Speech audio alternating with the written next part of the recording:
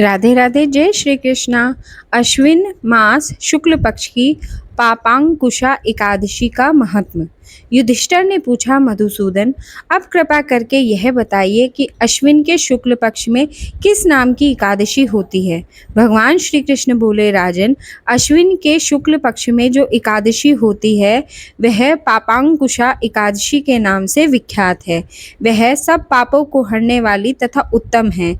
उस दिन संपूर्ण मनोरथ की प्राप्ति के लिए मनुष्यों को स्वर्ग और मोक्ष प्रदान करने वाले पद्मनाभ संज्ञक मुझ वासुदेव का पूजन करना चाहिए। जितेंद्रिय मुनि चिरकाल तक कठोर तपस्या करके जिस फल को प्राप्त करता है वह उस दिन भगवान गरुड़ ध्वज को प्रणाम करने से ही मिल जाता है। पृथ्वी पर जितने तीर्थ और पवित्र देवालय हैं उन सबके सेवन का फल भगवान विष्णु के नाम कीर्तन मात्र से मनुष्य प्राप्त कर लेता है। जो सारंग धनुष धारण करने वाले सर्वव्यापक भगवान जनार्दन की शरण में जाते हैं उन्हें कभी यमलोक की यातना नहीं भोगनी पड़ती। यदि अन्य कार्य के प्रसंग से भी मनुष्य एकमात्र एकादशी को उपवास कर ले तो उसे कभी यम यातना नहीं प्राप्त होती।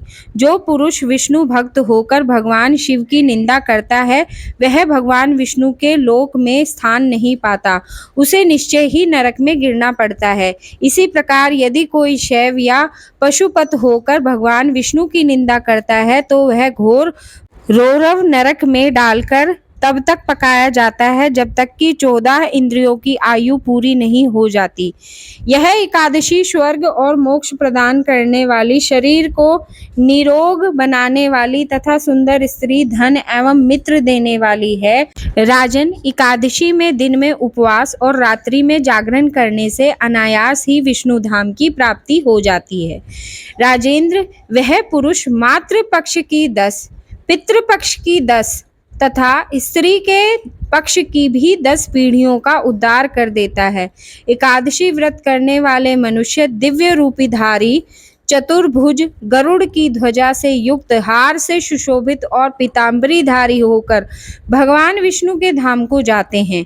अश्विन के शुक्ल पक्ष में पापांकुशा का व्रत करने मात्र से ही मानव सब पापों से मुक्त हो श्री हरि के लोक में जाता है। जो पुरुष स्वर्ण, तिल, भूमि, गो, अन्न, जल, जूते और छाते का दान करता है वह कभी यमराज को नहीं देखता। नृपश्रेष्ठ, दरिद्र पुरुषों को भी चाहिए कि वह यथाशक्ति स्नान, दान आदि क्रिया करके अपने प्रत्येक दिन को सफल बनावे। जो होम, स्नान, जप, ध्यान और यज्ञ आदि पुण्य कर्म करने वाले हैं उन्हें भयंकर यम यातना नहीं देखनी पड़ती। लोक में जो मानव दीर्घायु, धनाय, कुलीन और निरोगी देखे जाते हैं वे पहले के पुण्यात्मा हैं। पुण्यकर्ता पुरुष ऐसे ही देखे जाते हैं। इस विषय में अधिक कहने से क्या लाभ। मनुष्य पाप से दुर्गति में पड़ते हैं और धर्म से स्वर्ग में जाते हैं।